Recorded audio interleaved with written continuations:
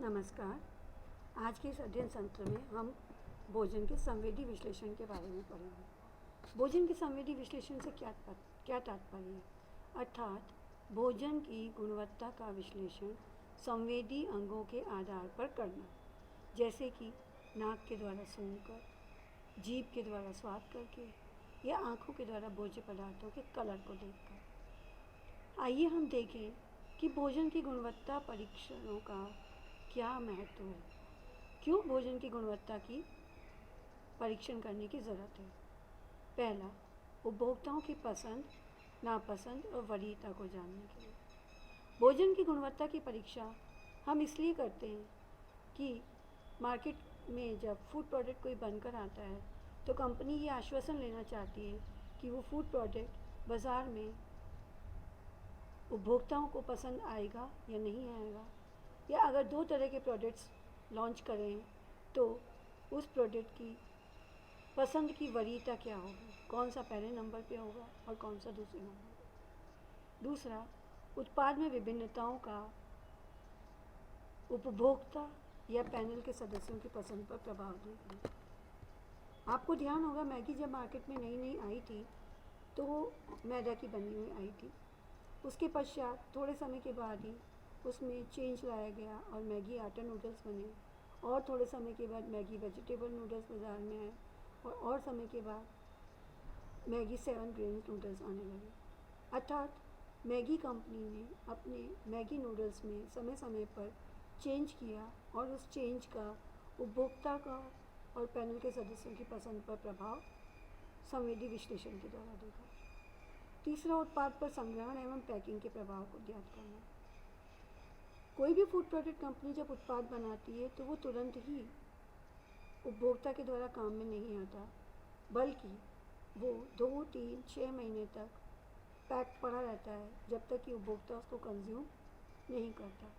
इन 2 महीने से लेकर 6 महीने या साल भर के दौरान, संग्रहण के दौरान या पैकिंग के मटेरियल का उत्पाद के गुणों में कोई परिवर्तन तो नहीं आया, यह जानने के लिए भी उत्पाद का परीक्षण किया जाता है। चौथा, उत्पाद में निहित कमियों की जांच करना। परीक्षण पैनल के सदस्यों को उत्पाद की कमियों की पहचान कर सकने के लिए विशेष रूप से प्रशिक्षित किया जाता है, जिससे वे उत्पाद में निहित स्वाद, सुगंध और संरचना से संबंधित कोई कमी है तो उसको पहचान लें और उसको इम्प्रूव किया जा सके। आइए अब हम जानें कि संवेदी विश्लेषण से क्या मतलब है। संवेदी विश्लेषण अर्थात भोजन की गुणवत्ता का मानवीय संवेदी अंग, जैसे कि आँख, नाक, जीभ और त्वचा के द्वारा देखकर, सूंघकर, स्वाद लेकर या स्पर्श के द्वारा पहचाना जाए कि भोज्य पदार्थ उपभोक्ता के द्वारा पसंद किया जाएगा या नहीं। ये जो भोजन के संवेदी गुण हैं, ये बहुत से संवेदी गुणों के मिश्रण हैं, जैसे भोजन का रंग, रूप, स्वाद, सुवास अर्थात फ्लेवर, जो अपने आप में एक ही गुण नहीं है बल्कि स्वाद और गंध का मिश्रित रूप है। भोजन की वांछनीयता भोजन के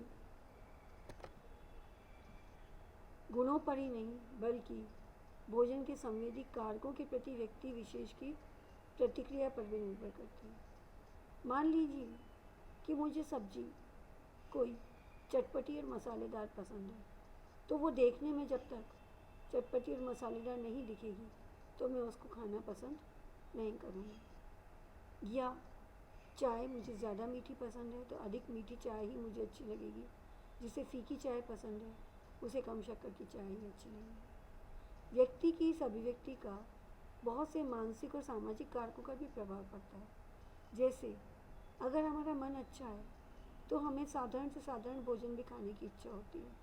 वहीं अगर हम तनाव की स्थिति में हैं या परेशान हैं तो अच्छे से अच्छा भोजन भी हमें आकर्षित नहीं कर पाता। इसी प्रकार अगर हम सामाजिक कारक को देखें तो अकेले बैठकर किसी को खाना अच्छा नहीं लगता, वहीं जब हम परिवार के बीच में बैठकर भोजन करते हैं तो हम अपनी भूख से ज़्यादा भोजन भी ग्रहण कर लेते हैं। आइए हम देखें भोजन में कौन कौन से संवेदी गुण पाए जाते हैं। पहला है भोजन का रूप और रंग। भोजन के रूप रंग से तात्पर्य भोजन सतही रूप से कितना आकर्षक है। जैसे केक, बिस्किट, चपाती वगैरह, अगर उनकी ऊपरी सतह पर्याप्त भूरी ना हो और काली हो तो हमें लगता है जली हुई है। इसके बनिस्बत कम सिकी हुई हो या सफ़ेद हो तो हमें लगता है ये चीज़ें कच्ची बनी हैं। तो ये जो भोजन का रंग है ये उसको आकर्षक या अनाकर्षक बनाता है। इसी प्रकार से भोजन के टुकड़ों का आकार या आकृति वो भी उसे आकर्षक या अनाकर्षक बनाती है। सलाद का अगर आप उदाहरण लें तो सलाद अगर बहुत ही सुंदर तरीके से आकर्षक आकृतियों में कटा हुआ हो तो किसी को भी देखकर खाने का मन करेगा। लेकिन वहीं सलाद बनाने वाली चीज़ें जैसे कि गाजर, मूली, खीरा आदि को ऐसे ही काट कर रख दिया जाए तो उसे कोई भी खाना पसंद नहीं करेगा। इसी प्रकार कुछ भोज्य पदार्थ ऐसे होते हैं जिनको देखने भर से ही पता चल जाता है कि वो पूरी तरह से पके हैं या नहीं, जैसे कि चावल। रंग, भोज्य पदार्थों की गुणवत्ता में रंगों का बहुत महत्वपूर्ण स्थान है। फल और सब्जियों को हम देखते ही पहचान लेते हैं कि वो कच्ची हैं, पर्याप्त रूप से पकी हुई हैं या ज़रूरत से अधिक पक गई हैं। ना तो हमें कच्ची फल सब्जियां खाने का मन करता है, ना ही ज़रूरत से अधिक पके हुए चीकू या केले और अमरूद आप खाना पसंद करेंगे। इसी प्रकार से चाय और कॉफ़ी का जो कड़कपन है उसका मूल्यांकन आप चाय और कॉफ़ी को देख कर ही कर लेते हैं। चाय का रंग जब ज़रूरत से अधिक गहरा होता है तो हमें पता चल जाता है कि चाय कड़वी लगी है, ये ज़्यादा कड़क है। तीसरा, सुवास। जैसा कि मैंने पहले भी बताया, सुवास यानी फ्लेवर, ये भोजन के स्वाद, भोजन के गंध और भोजन का मुख के अंदर अनुभव यानी कि स्पर्श, तीनों का मिला जुला मिश्रण है। चाय की गंध अपने आप में आपको अदरक पसंद है तो अदरक की गंध, इलायची पसंद है तो इलायची की खुशबू चाय पीने के लिए प्रेरित करती है।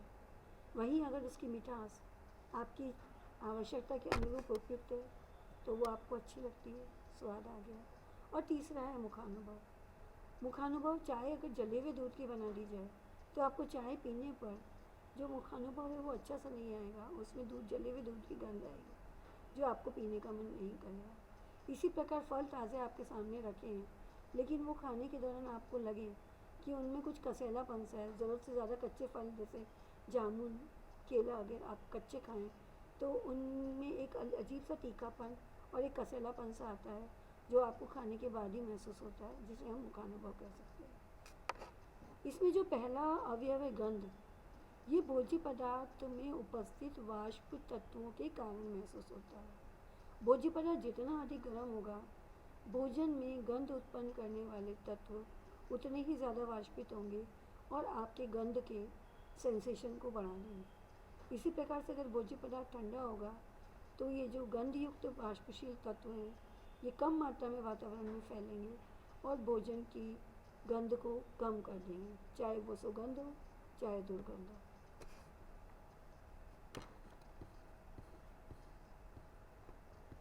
स्वाद की जब हम बात करते हैं तो भोजन का स्वाद या भोजन का महत्व उसके स्वाद पर निर्भर करता है और स्वाद हमें जीभ पर उपस्थित स्वाद ग्रंथियों के द्वारा पता चलता है। हमारी जीभ पर 4 तरह के स्वाद महसूस किए जाते हैं। जीभ के अगले हिस्से में मीठे के स्वाद को पहचानने वाली स्वाद कलिकाएं हैं। जीभ के पार्श्व हिस्सों में साइड में नमकीन और खट्टे स्वाद को पहचानने वाली स्वाद कलिकाएं और जीभ के अंतिम सिरे पर कड़वेपन का एहसास देने वाली स्वाद कलिकाएं हैं। इसी कारण अगर हमें मीठे भोज्य पदार्थ की मिठास का अनुभव करना हो तो हमें उसको जीभ के अगले भाग पर रखना चाहिए। किसी कड़वी गोली को आपको आसानी से खाना हो तो वो भी हम जीभ के अग्रिम भाग पर रखकर पानी के साथ गटकते हैं, क्योंकि अग्रिम भाग पर मीठे के स्वाद की स्वाद कलिकाएं हैं और वो गोली के कड़वेपन का एहसास नहीं होने देती। ये जो स्वाद के कण हैं ये भोज्य पदार्थ में उपस्थित अलग अलग कणों के कारण महसूस होते हैं। जैसे भोजन के खट्टेपन का एहसास अम्लीय पदार्थों के कारण होता है, जैसे सिरका, नींबू या फल सब्जियों का खट्टापन। नमकीन स्वाद का एहसास नमक अर्थात सोडियम क्लोराइड के अणुओं के कारण होता है और मिठास का एहसास कार्बनिक यौगिक जैसे कि अल्कोहल, एल्डिहाइड और अन्य अमीनो अम्लों के कारण होता है। शर्कराएं भोजन में मीठेपन का मुख्य स्रोत है और इन शर्कराओं का जो मिठास है वो भी अलग अलग शर्करा की मिठास अलग अलग तरह की होती है। फलों में पाई जाने वाली फ्रक्टोज सबसे अधिक मीठी है, तो लैक्टोज दूध में पाई जाने वाली शक्कर सबसे कम मीठी है। और फ्रक्टोज से लैक्टोज के बीच में वरीयता के आधार पर देखें तो सुक्रोज, ग्लूकोज, माल्टोज और गैलेक्टोज आते हैं। भोज्य पदार्थ में विभिन्न तत्वों का मिश्रण होता है जो हमें उसके स्वाद का एहसास कराते हैं और एक निर्धारित सीमा तक नमक आम्ल के खट्टेपन को कम कर देता है। नमक की बहुत कम मात्रा हो तो वो शक्कर के मीठेपन को बढ़ाती है। नींबू पानी और शरबत, लस्सी आदि में नमक का प्रयोग नींबू के स्वाद को या खट्टेपन के स्वाद को बढ़ाता है। मुखानुभव, मुखानुभव अर्थात भोजन की संरचना और भोजन का तापक्रम जो आपको मुंह में लेने पर फील होता है। भोजन की संरचना से तात्पर्य भोजन कुरकुरा है, भोजन सॉफ्ट है, भोजन हार्ड है या भोजन चिकना और स्मूथ है जैसे कि हलवा। और इसका एहसास हमें भोज्य पदार्थ को मुंह में लेने पर ही होता है। तापक्रम, भोजन का गर्म या ठंडा होना भोज्य तत्वों की सुवास या फ्लेवर को भी प्रभावित करता है। अगर भोजन का तापमान कम होगा तो फ्लेवर का एहसास कम होगा और भोजन का तापमान 30 डिग्री से अधिक होगा तो फ्लेवर का एहसास अच्छा होगा। भोज्य पदार्थ की ग्राह्यशीलता में उसकी संरचना का भी महत्वपूर्ण भूमिका है। चपाती अगर कुरकुरी होगी तो खाने का मन करेगा, चिप्स कुरकुरे होंगे तो खाने का मन करेगा। इसके वनिस्पत कुरकुरे, चिप्स और नमकीन अगर बारिश के मौसम में थोड़ी सी देर बाहर रखे रह जाएं और वो नमी पाकर नरम पड़ जाए तो वो हमें खाने में अच्छे नहीं लगेंगे। इसी प्रकार से कच्चे फल और सब्जियां जो कि जिनके ऊतक ताज़े होते हैं, कुरकुरे होते हैं, हमें खाने में अच्छे लगते हैं। तीखापन, तीखापन का एहसास भोज्य पदार्थ को मुख में डालने पर होता है कि वो कड़वा है या तीखा है। चाय में अदरक अधिक होती है तो वो मुख में पीते ही गले में एक तीखेपन का एहसास कराती है। कॉफ़ी में अगर कॉफ़ी की मात्रा ज़्यादा हो जाए तो वो कड़वेपन या कॉफ़ी के तीखेपन का एहसास कराती है। इसी प्रकार से कच्चे फल जैसे कि काजू, सेब, जामुन, अंगूर अगर आप खा लें तो वो जीभ पर एक अलग तरह का तीखापन और कसेलापन महसूस कराते हैं। द्रव अवस्था, भोज्य पदार्थ अधिक कड़ा है या नरम है ये हम मुख के द्वारा ज्ञात कर सकते हैं और तापक्रम हमारी भोज्य पदार्थों की द्रव अवस्था को प्रभावित करता है जैसे कि घी, मक्खन, चीज़, आइसक्रीम आदि। जब तापक्रम अधिक होता है तो ये पिघल जाते हैं, जब तापमान ज़रूरत से ज़्यादा कम होता है तो ये सॉलिड हो जाते हैं, जम जाते हैं। भोज्य पदार्थों के संवेदी विश्लेषण में मनोवैज्ञानिक कारक भी महत्वपूर्ण भूमिका रखते हैं। जैसे कि अगर हमारा मन अच्छा है, मैंने पहले भी कहा, तो हमें सादा भोजन भी वांछनीय लगता है, या पसंदीदा भोजन मेरे सामने आया है तो मुझे उसको देखते ही खाने का मन करेगा। इसी प्रकार अगर मुझे खाने में लौकी की सब्ज़ी या मूंग की दाल या कद्दू की सब्ज़ी अच्छी नहीं लगती तो वो कितनी भी अच्छी बनाई हो, कितने भी आकर्षक तरीके से परोसी गई हो, लेकिन मुझे उसको खाने का मन नहीं करेगा और ना ही उसकी एक्सेप्टेंस, स्वीकार्यता मेरे लिए अच्छी हो। अब हम देखें कि संवेदी परीक्षण करने के लिए हमें किन प्रक्रियाओं से गुजरना पड़ता है। किसी भी उत्पाद के संवेदी परीक्षण में सबसे पहले उस विशिष्ट उत्पाद को परिभाषित करना पड़ता है, अर्थात इसकी टेक्सचर या संरचना इस तरह की होगी, इसका स्वाद ऐसा होगा, इसकी मिठास इतनी होगी, या इसका कुरकुरापन या इसकी संरचना इस प्रकार की होगी। सभी चीज़ें निश्चित की जाती हैं और इस परीक्षण के दौरान विभिन्न प्रश्नों का उत्तर स्वाद के द्वारा दिया जाता है। परीक्षण के लिए उपयुक्त विधि भी चयन की जाती है। परीक्षण के लिए कुशल पैनल सदस्यों की भी ज़रूरत है। एक सामान्य व्यक्ति अलग अलग प्रोडक्ट को अलग अलग ढंग से परीक्षित करेगा। एक ही चाय का नमूना अगर दो लोगों को अलग अलग पिलाया जाए, दोनों की जो कुशलता है परीक्षण करने की वो अलग अलग होगी और उसको दोनों अलग अलग तरीके से परीक्षित करेंगे। इसी कारण संवेदी परीक्षण करने के लिए हमें कुशल पैनल सदस्यों की आवश्यकता होती है जो कि भोज्य पदार्थों के संवेदी गुणों का जिनको विशेष ज्ञान हो और वो भोज्य पदार्थ को उसके रंग, गंध, स्वाद आदि का वस्तुनिष्ठता के साथ उसका परीक्षण कर सके। किसी भी पैनल के सदस्य में निम्न गुणों का होना ज़रूरी है। पहला, वो विभिन्न नमूनों के मध्य अंतर स्थापित कर सके। चाहे नींबू की शिकंजी में शर्करा की मात्रा में अंतर बहुत कम हो, लेकिन फिर भी वो ये पहचान सके कि इस ग्लास के नींबू की शिकंजी में शक्कर कम है और इसमें ज़्यादा है। उसका खुद का स्वास्थ्य अच्छा होना चाहिए। अगर किसी दिन उसे सर्दी जुकाम वगैरह हो रहा है तो वो भोजन की संवेदनशीलता को ठीक से जज नहीं कर पाएगा। आहार विज्ञान के क्षेत्र में उसे अनुभव होना चाहिए। किसी भी प्रकार का पक्षपात किसी फूड प्रोडक्ट के प्रति उसके मन में नहीं होना चाहिए। संवेदी मूल्यांकन के लिए उचित समय हो। अगर वो जल्दबाजी में होगा तो वो मूल्यांकन अच्छे से नहीं कर पाए। इसके साथ साथ वो किसी भी प्रोडक्ट का संवेदी मूल्यांकन करते समय अपना ध्यान भी केंद्रित कर सके और दो नमूनों के मध्य, परीक्षणों के मध्य उसे पर्याप्त अंतराल भी दिया जाए। पैनल दो प्रकार के होते हैं, प्रशिक्षित पैनल और अर्ध प्रशिक्षित पैनल। प्रशिक्षित पैनल विशिष्ट उत्पाद और प्रक्रियाओं के लिए प्रशिक्षित किए जाते हैं। इसमें 5 से 10 तक सदस्य होते हैं और उन्हें प्रशिक्षण दिया जाता है कि भिन्न भिन्न परिस्थितियों में किस प्रकार भोज्य पदार्थों को भली भांति मूल्यांकन कर सकें। अर्ध प्रशिक्षित पैनल तकनीकी व्यक्ति और उनके परिवारों से मिलकर बनाए, जो विभिन्न प्रकार के भोज्य पदार्थ और उनके गुणों से परिचित होते हैं। विभिन्न परिवारगण कुछ परीक्षणों से अवगत होते हैं और सभी परीक्षणों को करने में अपना सहयोग करते हैं। इस प्रकार के अर्ध प्रशिक्षित पैनल की संख्या 25 से 30 सदस्य तक हो सकती है।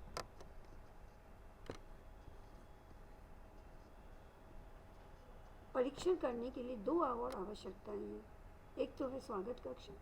ये वो जगह है जहाँ परीक्षणकर्ता परीक्षण प्रयोगशाला में जाने से पूर्व कुछ देर विश्राम करता है, व्यवस्थापक से संपर्क करता है, जहाँ उसे व्यवस्थापक ये जानकारी देता है कि उसे किन भोज्य पदार्थों का परीक्षण करना है और किन गुणों का परीक्षण करना है, किस प्रकार से करना है।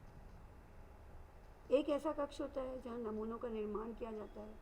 यह कक्ष साफ सुथरा और सभी प्रकार के संतों से परिपूर्ण होना चाहिए, जिससे नमूने का निर्माण और परोसने की प्रक्रिया भली भांति हो सके।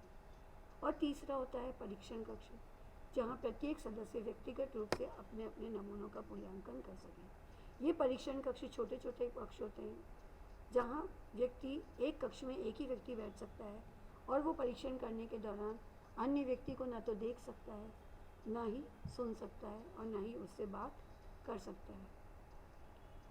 संपूर्ण प्रयोगशाला वातानुकूलित हो, ध्वनि और दुर्गंध से रहित हो, जिससे कि किसी भी प्रकार की दुर्गंध या ध्वनि जो है वो फूड प्रोडक्ट के मूल्यांकन में कोई बाधा पैदा न करे। अगर दिए गए नमूनों के रंगों में अंतर अधिक हो तो रंगीन प्रकाश का उपयोग करके उन रंगों के अंतर को दबाया जाता है, जिससे रंग अन्य गुणों पर प्रभाव न डालें।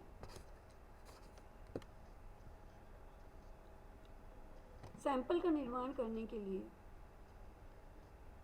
जांच किए जाने वाले नमूनों को एक ही विधि से बनाया जाता है। प्रत्येक नमूने का तापक्रम उपयुक्त और समान रखा जाता है तथा संवेदी परीक्षण की अवधि के दौरान, मान लीजिए वो आधा घंटा है या 1 घंटा है, तो ये ध्यान रखा जाता है कि पूर्ण आधे और 1 घंटे के दौरान उस नमूने का तापक्रम उतना ही बना रहे। और परीक्षण के लिए स्टेनलेस स्टील के कांटे, छुरी, चम्मच आदि का प्रयोग किया जाता है, क्योंकि ये भोज्य पदार्थों से किसी प्रकार की क्रिया नहीं करते और न ही उनके स्वाद में और गंध में कुछ परिवर्तन लेके आते हैं। इसी प्रकार जांच किए जाने वाले सैंपल्स की संख्या भी कम से कम 3 और अधिक से अधिक 5 से 6 तक रखी जाती है, जिससे कि परीक्षण आसानी से किया जा सके। स्वाद और गंध का निर्णय करने की भी अपनी अपनी तकनीकें होती हैं। जैसे कि गंध परीक्षण के लिए भोज्य पदार्थों के नमूनों को शीघ्रता से कई बार सूंघकर इस प्रकार से किया जाता है। चाय और कॉफ़ी या फलों के रस का परीक्षण छोटे छोटे घूंट लेकर किया जाता है और पेय पदार्थ को चम्मच के द्वारा मुंह में लेकर जीवा पर इस प्रकार से घुमाया जाता है कि उसका संपर्क सभी प्रकार के स्वाद ग्रंथियों से हो सके और विविध प्रकार के स्वाद का विश्लेषण किया जा सके। परीक्षण का समय भी निर्धारित करना बहुत ज़रूरी है और ये समय इस प्रकार होना चाहिए कि परीक्षण के दौरान सदस्य तरोताज़ा हो, किसी प्रकार से थके हुए ना हो, उन्हें नींद नहीं आ रही हो, अत्यधिक भूखे ना हो और उनका पेट बहुत ज़्यादा भरा हुआ भी नहीं हो। सामान्यतः ये समय प्रातः 10 से 12 बजे तक का उपयुक्त रहता है, क्योंकि उस समय व्यक्ति सोकर उठने के बाद 2 से 3 घंटे बिता चुका होता है, अत्यधिक भूखा भी नहीं होता और अत्यधिक थका हुआ भी नहीं होता। नमूनों का जो चयन किया जाता है वो अनियमित चयन अर्थात रैंडम आधार पर किया जाता है, जिससे कि नमूनों में किसी प्रकार का पक्षपात नहीं हो और परिणामों की गणना या निष्कर्ष करने के लिए सांख्यिकीय सिद्धांतों का प्रयोग भी किया जा सके। आज के सत्र में इतना ही। अगले अध्ययन सत्र में हम विभिन्न संवेदी परीक्षणों का अध्ययन करेंगे। धन्यवाद।